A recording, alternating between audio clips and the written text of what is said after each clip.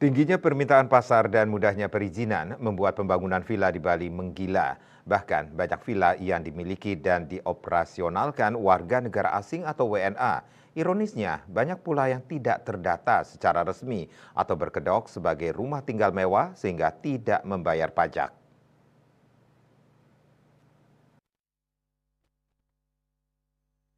Ketua Bali Villa Rental and Management Association (BVRMA), Kadek Adnyana mengatakan, banyak villa yang dikelola dan dioperasionalkan oleh WNA.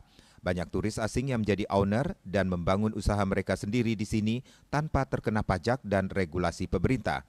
Sementara, villa yang sudah legal harus mengikuti peraturan pemerintah yang ketat. Tidak ada kontrol sistem yang baik sehingga terjadi ketidakteraturan dalam bisnis penyewaan villa.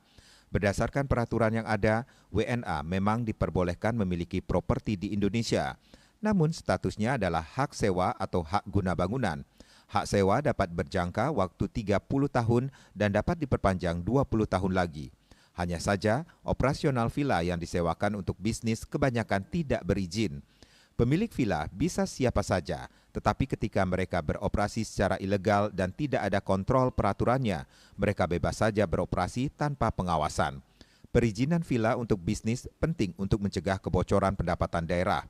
Pihaknya setuju kalau pemerintah Kabupaten Badung khususnya mendata ini.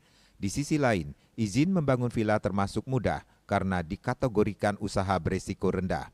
Kemudian pengurusan izin villa diungkap pihak Kasat Pol PP Gianyar Imade Wate saat penertiban villa tak berizin di Batuan dan Singapadu Tengah Sukawati mengatakan pemerintah telah mempermudah pengurusan izin dengan sistem OSS sepanjang perlengkapan persyaratannya telah dipenuhi. Pengelola villa ini diarahkan secepatnya mengurus izin. Parwate dan Wirnaya, Bali Pos melaporkan.